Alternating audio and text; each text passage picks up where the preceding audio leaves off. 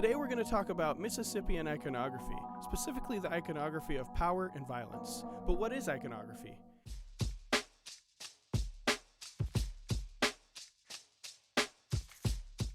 In archaeology, by Robert L. Kelly and David H. Thomas, iconography is defined as art forms or writing systems that symbolically represent ideas about religion or cosmology.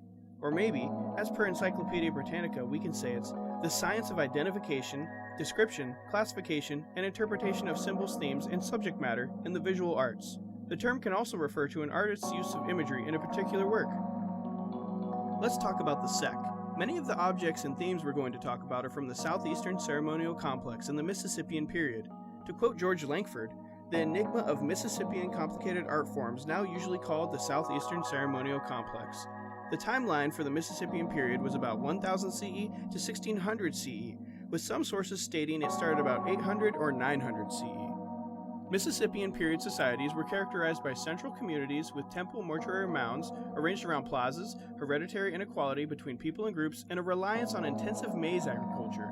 This is not to be taken for the definition, but simply what was going on due to localized variation and asynchronous differences, some differences being subsistence adaptations or artifact categories. The Mississippian culture is the crystallization of ideology, iconography, and religion, as well as some aspects of material culture and community organization. On the screen, you can see the geographic extent of Mississippian cultural influence.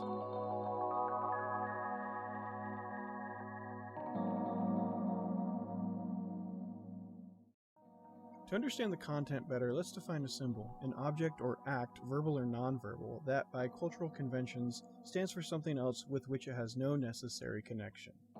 Think of a stop sign, a red octagon that doesn't have a connection to stopping in the natural world, but, by cultural convention, we agree it means stop.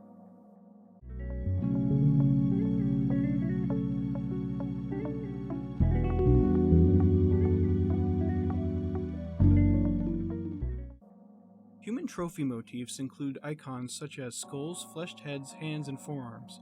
These are often associated with depictions of clubs. Some archaeological evidence of skulls and forearms have been found in mortuary and village bin contexts.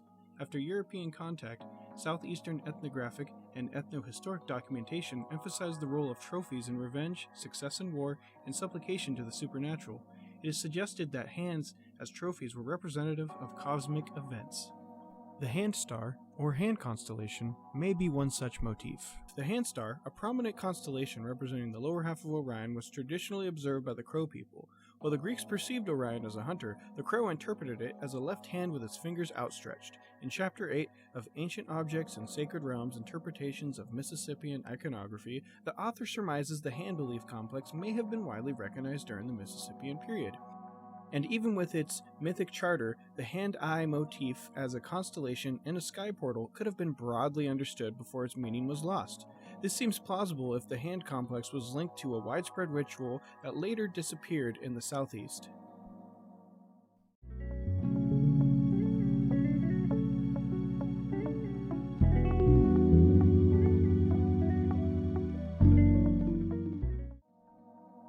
For warriors, the acquisition of trophies was an important pursuit. On one level, they provided positive proof of success in warfare, and on another, they allowed opportunities for social mobility.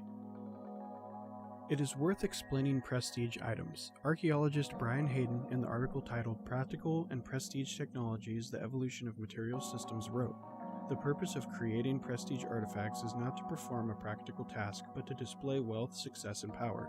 The purpose is to solve a social problem or accomplish a social task, such as attracting productive mates, labor, and allies, or bonding members of social groups together via displays of success." The war trophy iconographic theme in the Southeast embodies combat-related images engraved, painted, and appliqued on ceramic vessels and shell cups, composing a scallop on a hoop, human skull, forearm bones, and hand-eye motifs occurring in various combinations. Serrated or dismembered heads and tails also belong to the trophy theme. Ceramic vessels displaying trophy motifs exhibited coded information that could be communicated directly to a large audience. For trophy imagery, it served as an ideological archetype associated with combat both in the world as powerful symbols of war prowess and as a trope for the renewal and regeneration of human life. Large-scale rituals, such as those documented for the Natchez and Chickasaw in the 18th century, functioned as mechanisms for social control. They limited participation to selected individuals, established formal sequences, and required leadership to coordinate resources from surrounding centers. The ceremonies allowed leaders to demonstrate authority by mobilizing food supplies, directing followers, and integrating individuals through dramatic performances, particularly war rituals emphasizing altered states, purification, torture, sacrifice, and captive redistribution.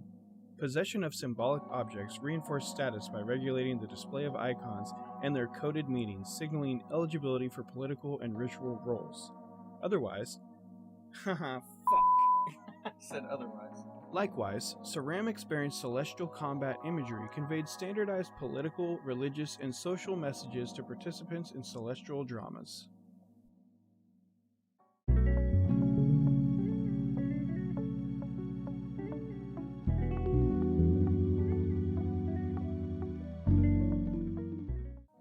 Next, we're going to talk about shell gorgets. Engraved shell gorgets are part of the SEC and found widely distributed throughout the late prehistoric Southeast. Our first example here is the Eddyville style. It's associated with anthropomorphic subjects. The human figural is a category of shell gorget, also called the Big Taco style. We're not going to get into it. This style incorporates multiple themes, unique character positions, and objects. The nomenclature for these are Buddha for a seated figure, headsman for dancing figure wielding a knife, morning star for a standing unarmed figure with pinioned arms, and Mortal Kombat for confronted figures brandishing knives and claw-like weapons.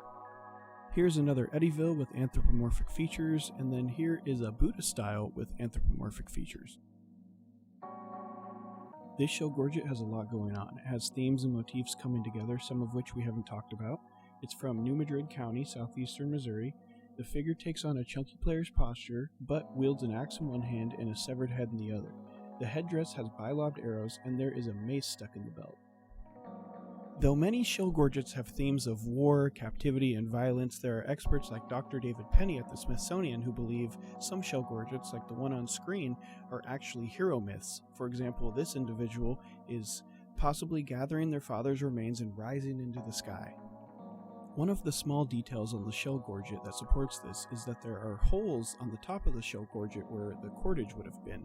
This indicates that the individual on the shell gorget is actually facing upwards.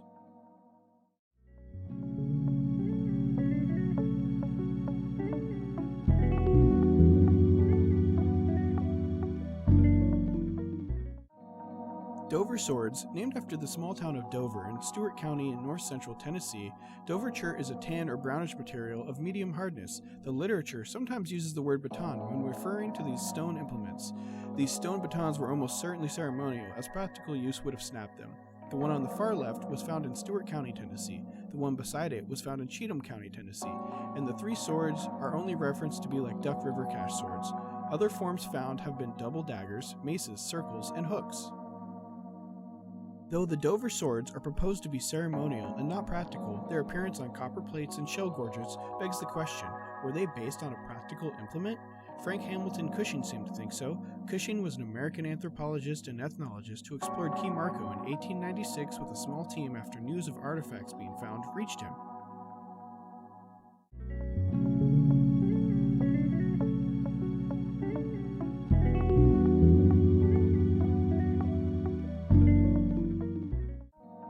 So Key Marco was an archaeological site on the west side of the Florida Peninsula, and in 1896 Frank Hamilton Cushing went there with a small team and found a lot of artifacts that were pretty well preserved.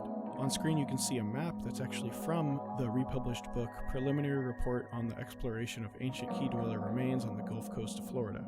I went onto Google Earth and got some better high-definition pictures of the area. We can see that Key Marco is now a community, and you can see some of the smaller islets around the area.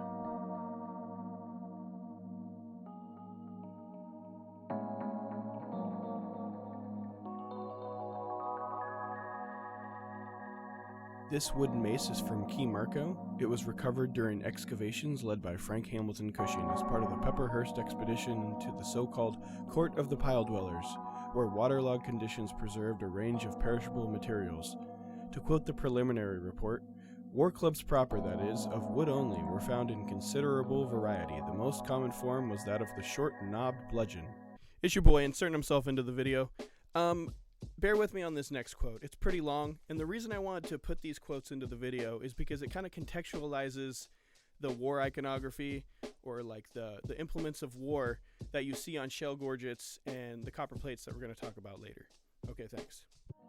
It was not quite 2 feet in length and made of some dark-colored, fine-grained kind of hard, heavy wood, exquisitely fashioned and finished. The handle was also round and tapering, the head flattened, symmetrically flaring and sharp-edged, and then square, but slightly curved, and terminating in a grooved knob or boss, to which tassel cords had been attached. Just below the flaring head was a double blade, that is, a semi-lunar sharp-edged projection on either side, giving the weapon the appearance of a double-edged battle axe set in a broad-ended club, as indicated in the outline as of Figure 3. This specimen was of a special interest, as it was the only weapon of its kind found up to that time in the United States, but was absolutely identical in outline with the so-called batons represented in the hands of warrior figures delineated on shell gorgets and copper plates found in the southern and central Mississippi mounds, as may be seen in the figure just referenced to.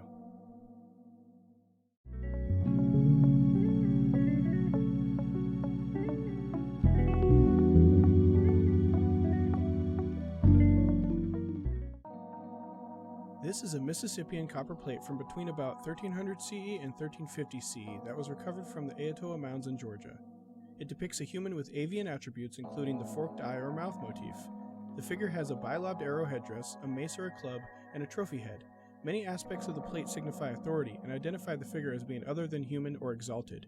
It is thought that the plate was an emblem of office. When I started this video, I wanted to name it Mississippian War Iconography, but as I dove into the research, I realized it was about so much more. The Mississippian iconography was about power, authority, warfare, captivity, sacrifice, conveying messages to larger audiences, and so on. And because of that, I changed the title. But to wrap it up, I really think this stuff's awesome, and I intend to make more videos. I wanted to make some videos about war clubs in Florida or the Carolina Islands, but I think I'm going to stick to the Mississippian period for a while because I bought a lot of books, and I just find it really interesting. So thanks for staying. Thanks for listening.